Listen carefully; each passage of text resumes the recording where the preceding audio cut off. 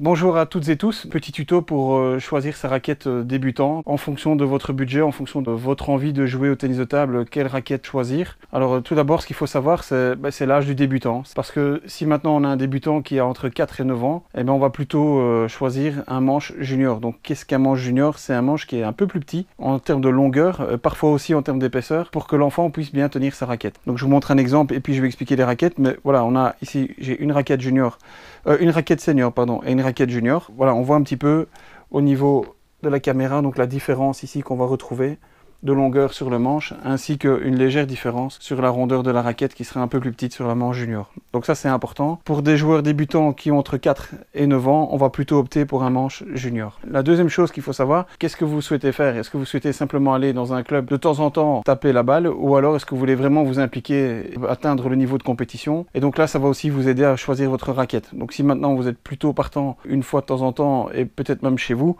vous allez à ce moment-là opter plutôt pour des raquettes qui sont toutes faites, comme par exemple ici on a la T-Bar Norm, qu'on va retrouver ici, je vais retirer mon doigt comme ça on la voit bien à la caméra.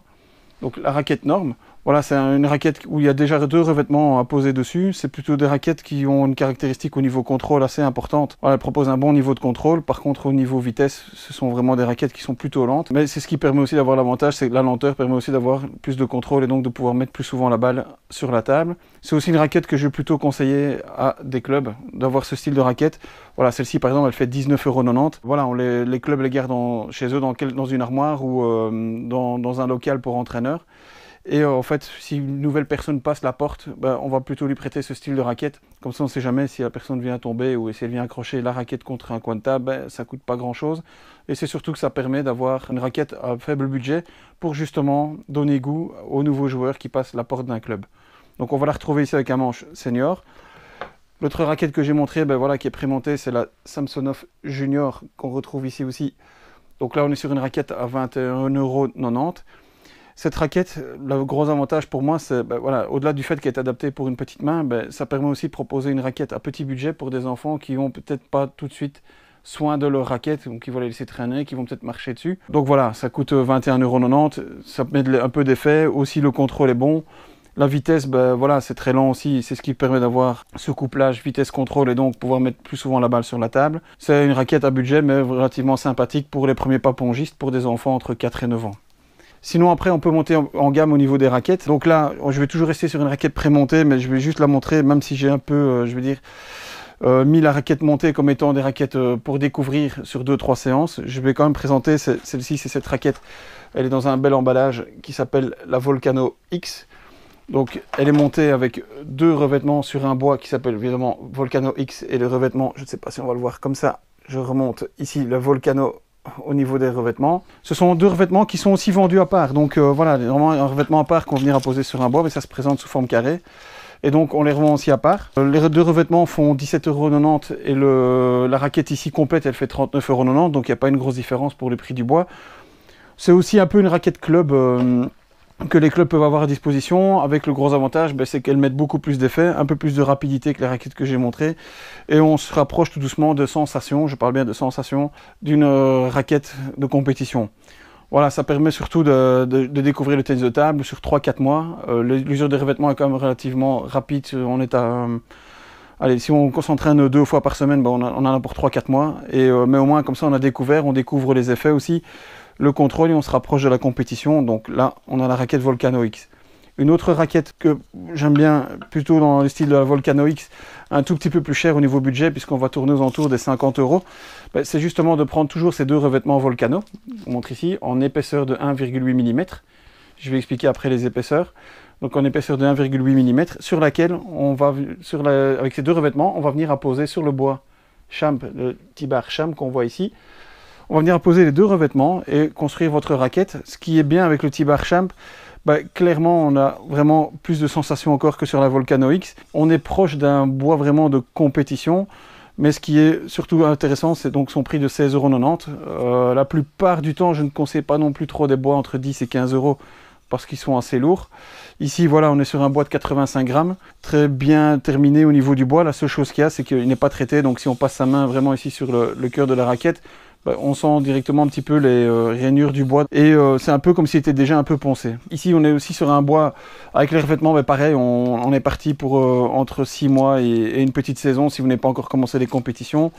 C'est vraiment un prix correct, voilà, 50 € pour une raquette pour débuter, et là vous avez vraiment les grosses bases de la raquette compétition. Ou alors, au lieu du bois Champ, si maintenant on est entre 4 et 9 ans, et bien à ce moment-là, on va plutôt opter pour un bois Samsonov ici, Premium Contact Junior.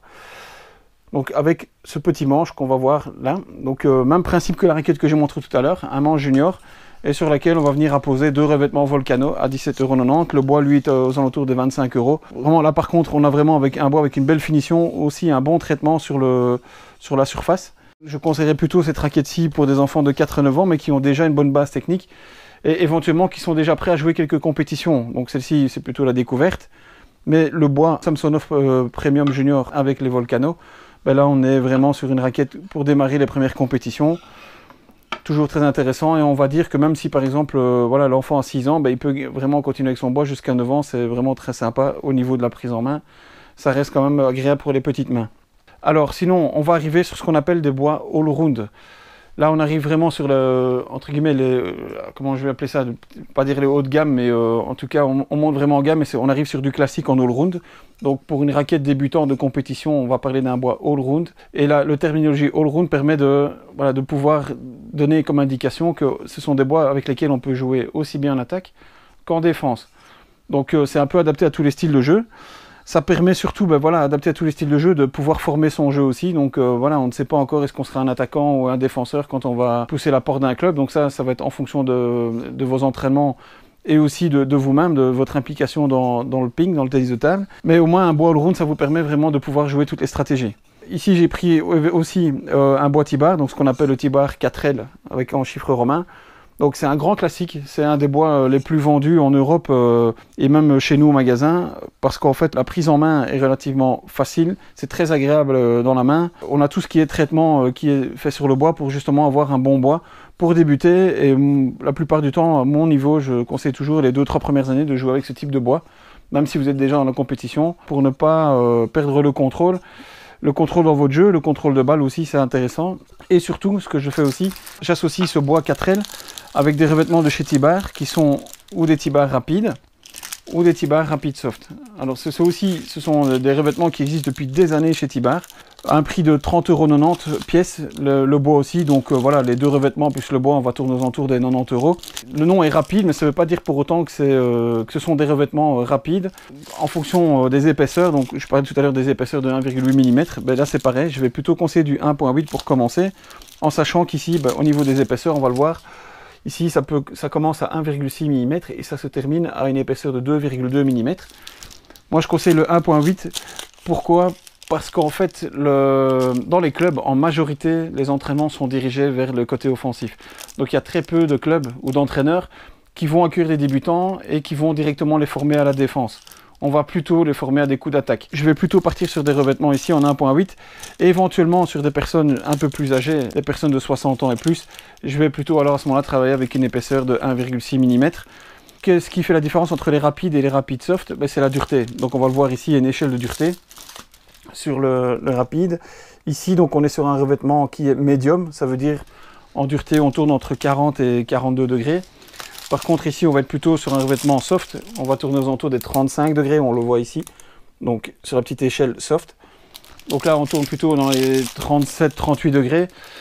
Et la différence surtout, c'est que quand on est sur 40-42 degrés, on va plus avancer dans les balles, on va jouer avec beaucoup moins de toucher, donc on frotte moins la balle, on est plutôt bon avec les rapides dans des coups style le bloc, la poussette active ou la contre-attaque, alors que le rapid soft est plutôt adapté pour tout ce qu'on appelle top spin, balle coupée avec beaucoup touché. Donc on va faire tourner la balle au maximum avec des coups offensifs ou défensifs.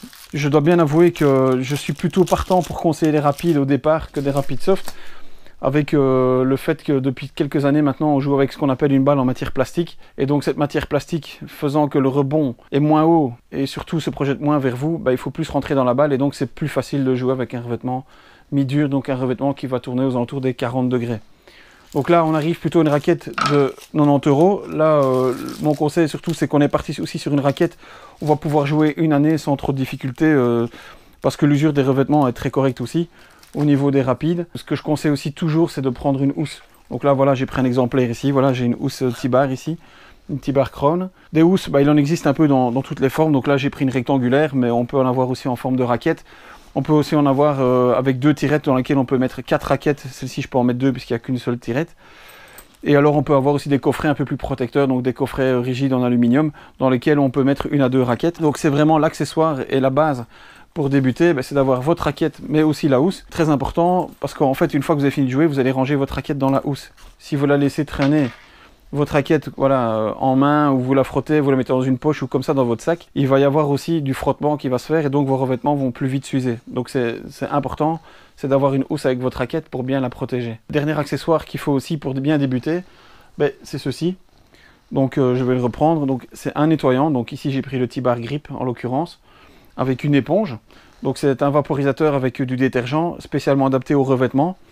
On va venir asperger le revêtement et puis le frotter avec votre éponge pour le nettoyer et pour le sécher. Alors c'est important de nettoyer votre raquette, surtout avant de jouer. Donc il ne faut pas la nettoyer toutes les 2 minutes évidemment. En tout cas avant un entraînement ou avant un match, il faut plutôt nettoyer votre raquette pour vraiment pouvoir profiter un maximum de l'adhérence de vos revêtements. Petite remarque aussi par rapport au nettoyant, j'ai souvent le cas où on me pose la question, est-ce que ce type de nettoyant use plus vite mes revêtements? Non, c'est une rumeur, mais non, pas du tout. Que du contraire, ça renforce vraiment l'adhérence de votre revêtement et ça l'use un peu moins aussi. Donc ça met vraiment en avant l'adhérence du caoutchouc, du revêtement, et vous allez pouvoir comme ça continuer à mettre de l'effet. Vous le verrez après dans la pratique, les balles tombent à terre, ou bien quand ce sont des nouvelles balles, il y a toujours une pellicule de poussière qui se met autour de la balle, et donc cette pellicule de poussière va venir s'accrocher sur le revêtement, et vous allez voir que votre revêtement va devenir tout blanc. Et à un moment donné, vous n'aurez plus d'adhérence du tout, et donc la balle va glisser. Donc voilà, c'est important d'avoir vraiment votre nettoyant avec vous.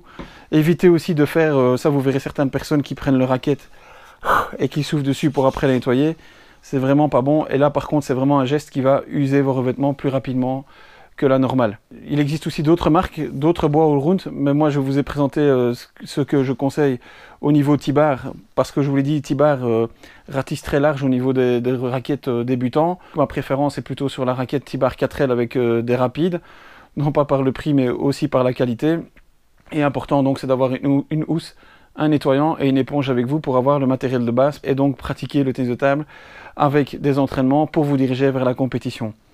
Après, au niveau des revêtements, on commence en fonction de votre niveau adapté, je dirais après 2-3 années, dans une progression normale. Mais sinon, je conseille toujours de garder les 2 mêmes revêtements du côté revers et coup droit. Parce que voilà, vous avez peut-être un coup fort pour débuter qui sera votre coup droit, mais peut-être qu'après 2-3 ans, c'est votre revers. Et donc, comme votre jeu doit encore se former, on va plutôt rester sur des revêtements qui sont identiques pour le coup droit et pour le revers. J'espère en tout cas vous avoir aidé dans votre choix, donc voilà, n'hésitez pas à me contacter si vous avez encore besoin de conseils. Mais ici voilà, si vous êtes débutant et que vous voyez ma vidéo, je vous souhaite la bienvenue dans le monde des pongistes et je vous dis à très bientôt pour une autre vidéo sur de l'autre matériel et une petite explication. Bonne journée à vous et à bientôt, au revoir.